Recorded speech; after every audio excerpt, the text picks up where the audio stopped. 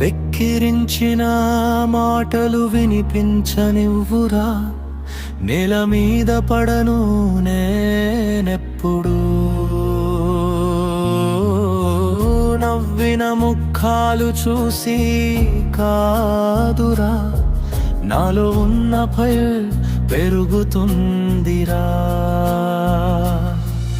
ఎగతాళి చేసిన వాళ్ళే రేపు నా స్టోరీ చెబుతారు.